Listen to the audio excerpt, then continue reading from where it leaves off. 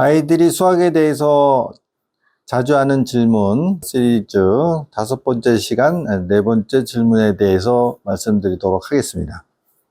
오늘은 아이들이 이제 루트가 뭐예요? 이런 얘기를 했단 말이죠. 루트는 이제 대표적인 무리수입니다. 사실은 무리수에 대해서는 초등학교 때 배우게 되는 원주율, 뭐 파이 그러죠. 파이도 무리수이기 때문에 무리수라는 것을 이제 뭐 이미 한 번 정도는 경험을 한 것이긴 하지만 본격적인 무리수는 이제 루트 2에서 이제 만나게 됩니다.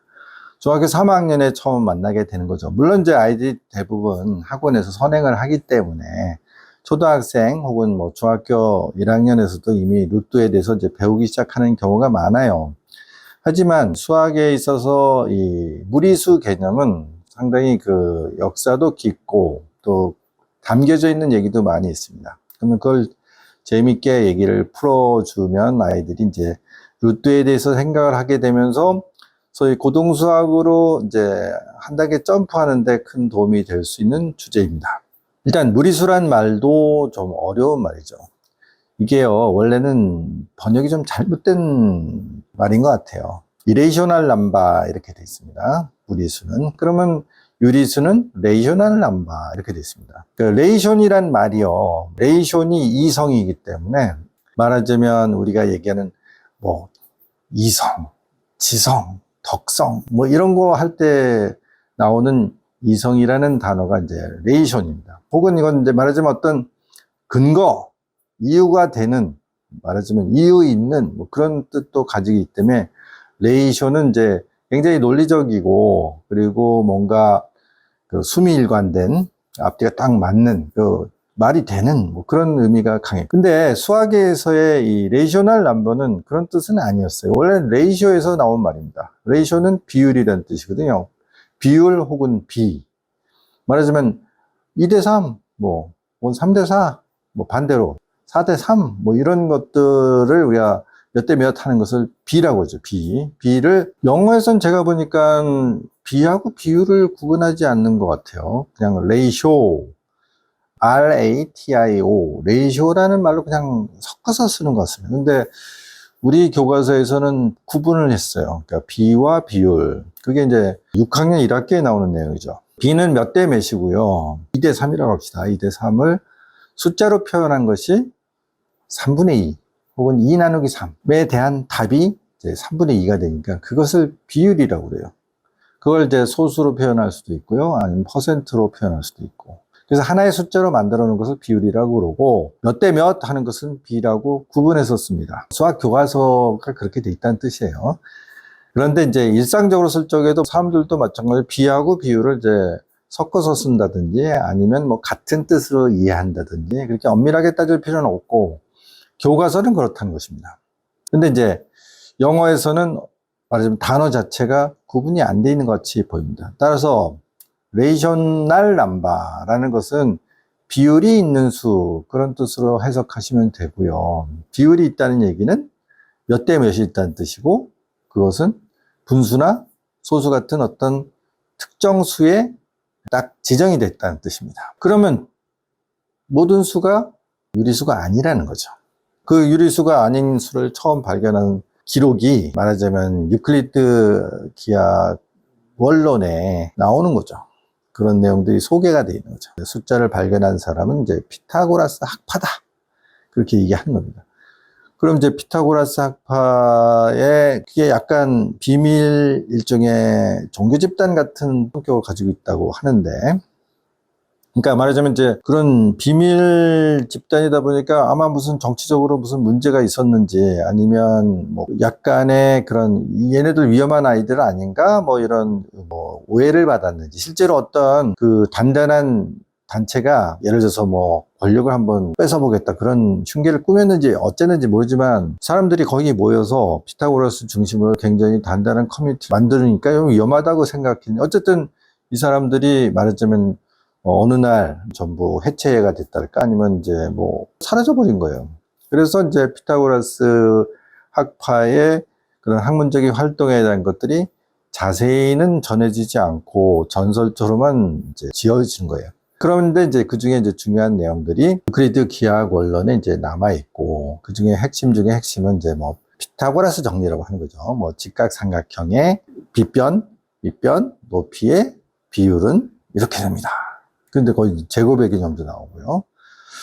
자, 근데 이제 이거를 우리가 기하학적인 혹은 뭐 그 당시에 이제 기하학을 공부한 이유는 토지에 대한 관리 때문이기도 했지만 건축, 그리고 굉장히 큰 건축을 만들 때 아마 중요한 역할을 했겠죠. 그래서 옛날에도 우리 전통적인 그 기록에도 보면 목수를 두 가지로 나눠요. 대목과 소목. 그래서 우리가 일상생활에 필요한 뭐 의자 아니면 탁자 아니면 뭐 소반 뭐 장농 뭐 이런 것들을 만드는 이제 목수는 소목이라고 그러고, 건물을 짓는, 집을 짓는 이런 이제 목수들은 대목이라고 별도로 봤습니다. 그래서 소목은 자기의 이제 기량을 이용해 가지고 뭐 작은 이러저런 물건을 만들어냈지만, 대목들은 사람들을 부려가지고 말하자면 굉장히 큰, 그 당시에 건축도 대부분 나무로 했을 테니까 그런 것들을 잘 지어내고 무너지지 않게 하려고 하면 이제 어떤 비율이 필요한지, 어떻게 길이를 잘했을 때 건축물들이 안정적으로 잘 지어질 수 있는지, 그런 거에 대한 상당히 높은 수준의 노하우를 가지고 있었던 것 같습니다. 그래서 대목을 하는 사람은, 그리고 대목에 이제 말하자면 이제 현장 그 감독 내지는 뭐 전반적인 건축 실행을 하는, 그걸 전체적으로 이제 디렉션을 하는 그런 사람들은 뭐 대단한 사람이다. 그래서 뭐 한나라의 정수 못지 않아요. 그럴 정도로 리더십도 있고, 뭐 계산도 밟고, 그 다음에 많은 경험과 뭐 이런 것들을 잘 해야 된다. 그래서 이제 사실은 건축학도 상당 부분은 이제 기하학하고 연결이 돼 있고요. 그런 차원에서 보면 사실은 피타고라스의 정리라는 것은 삼각형 혹은 직사각형의 대각선의 길이를 알아내는 하나의 수학적인 기법이라고 할 수 있습니다. 그러다가 이제 정사각형이, 이것도 이제 단순하게 만들기 위해서 가로 세로의 길이가 1m다. 그 당시에는 메타라는 단위를 안 썼을 테니까 기록에 보면 뭐 큐빗도 있고, 대충 뭐 고대 시대의 사람들의 길이의 단위라는 게 뭐 팔뚝 길이라든가 뭐 손가락 길이라든가 뭐 이렇게 뭐 이쪽 팔에서 이쪽 팔까지의 길이라든가 혹은 뭐 키의 길이, 이런 것들이 다 길이의 기본적인 이제 단위가 되었겠죠. 근데 그런 단위를 뭘 썼든 간에 단위가 1이었을 때, 그런 정사각형이 있을 때 그 대각선의 길이는 얼마겠어? 이걸 이제 피타고라스 정리를 이용하면 루트 2가 된단 말이죠. 자, 루트라는 말은 제곱근을 번역한 말입니다. 그러니까 제곱근은 영어로는 스퀘어 루트라고 합니다. 스퀘어는 이제 정사각형이란 뜻도 있지만 제곱이란 뜻을 가져요. 또 스퀘어는 광장이란 뜻도 있어요. 그러니까 왜 이렇게 그 의미가 중첩되냐면, 중세의 그 유럽 도시들이라는 게 그 도시가 있으면 도시 중간에 시청과 보통 성당이 있었단 말이죠. 양쪽으로는 이제 상가 건물들을 지어놨습니다. 그러면 이제 자연스럽게 정사각형의 큰 광장이 생기겠죠. 그걸 이제 스퀘어라고 한 거죠. 그러니까 정사각형은 광장이 되는 것은 당연하고, 그리고 정사각형의 넓이는 당연히 제곱수가 될 거 아닙니까? 그러니까 스퀘어라는 말에는 광장, 그 다음에 정사각형, 제곱이란 뜻이 있습니다. 그러면 제곱근을 번역한 것의 원래는 스퀘어 루트고, 정사각형의 뿌리가 뭐냐? 루트가 뿌리지 않습니까? 뿌리니까 뿌리근자를 써서 제곱근이 된 거죠. 그러면 2란 수는 어디서 튀어나온 거야? 어떤 수를 제곱을 했더니 2가 됐어. 그러면 걔는 당연히 1보다는 크고 2보다는 작겠죠.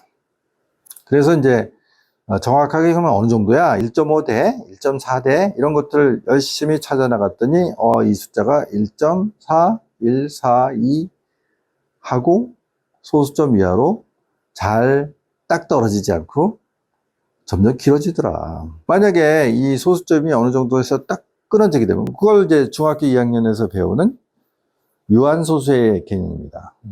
유한소수가 되면 분모 분자를 만들어낼 수 있다. 이런 걸 중학교 2학년 제일 첫 부분에 배우게 됩니다. 근데 얘네들은 무한소수가 나오더라. 근데 그 무한소수 중에서도 이 소수 이하의 숫자들이 이렇게 규칙적으로 나오는 소수를 순환소수라고 그래요. 혹은 뭐 어떤 사람은 무한순환소수다. 예를 들어서 3분의 1을 소수로 바꿨더니 0.3333, 3이 끊임없이 나타나더라. 그 다음에 이제 7분의 1은 0.142857이 6개의 숫자가 끊임없이 순환이 되면서 나타나더라. 그래서 이제 순환소수라고 그러고요. 그런 이제 순환소수들은 수학적인 기법을 이용하면 분수를 찾아낼 수 있어요. 아, 이거 7분의 1이네, 7분의 3이네, 혹은 뭐 11분의 1이네, 13분의 1이네. 계산할 수 있는 방법 역시 중학교 2학년 1학기 초에 공부하게 됩니다. 그런데 이게 규칙이 없이 소수점 이하의 수가 끝도 없이 나타나는 수, 이 수는 이제 비순환 무한소수라고 얘기합니다. 자, 얘네들은 도대체 어떤 분수에서 나온 수야? 알 수가 없더라. 그러니까 분수가 있다면 분자와 분모의 비율이 나올 수 있겠죠. 그래서 비율이 없는 수구나. 그래서 비율이 없는 수, 그래서 irrational number가 된 거예요. 근데 이걸 번역한 사람이 서부 유럽으로부터 발달돼 있는, 유럽에서 발달된 수학이 동양으로 이제 뭐 19세기, 뭐 20세기에 넘어오기 시작하면서 누가 번역하는 과정에서 이게 이성이 없는 수네, 정신이 없는 수네, 그런 식으로 번역을 해버렸단 말이에요. 그래서 유리수가 된 거예요. 근데 사실은 이성이 없는 수가 아니라 비율이 없는 수죠. 그러니까 무비수, 유비수 하는 게 어떻게 보면 좀 더 정확한 번역일 것 같아요. 그래서 제가 이제 이 루트 2 혹은 파이를 설명할 적에는 이러한 역사적인 뒷얘기를 좀 섞어서 얘기합니다. 그러면 그렇게 되면 이 수가 처음 발견됐을 때부터, 그리고 이 수의 도대체 정체가 뭐야? 무리수라는 수는 어떻게 다뤄야 돼? 이런 거에 대한 말하자면 많은 연구가 필요했고 생각이 필요하다는 거죠. 마찬가지로 우리가 지난 시간에 공부했던 아주 큰 수들, 뭐 구글이 어쩌고 저쩌고, 무량대수가 어쩌고 저쩌고, 이것도 다 사실은 어떻게 보면 학문적 유희에 가까운 수라고 그랬죠. 말하자면 이제 무리수, 유리수의 구분도 처음에는 이것이 학문적 유예에 가까웠다. 그리고 대단히 추상적이다. 그리고 끝이 안 난다는 어떤 무한의 개념이 섞여 있는 거예요. 무한의 개념이 섞여 있다고 해서 숫자가 무한정 커진다는 뜻은 아니죠. 분명히 일정한 숫자가 있어요. 말하자면 루트 2는 절대로 1.4보다는 작을 수가 없고 절대로 1.5보다는 클 수가 없다. 하지만 그거를 소수로 표현하게 되면 1.4142 해가지고 끝도 없이 길어지는 이제 그런 숫자가 된다는 뜻입니다.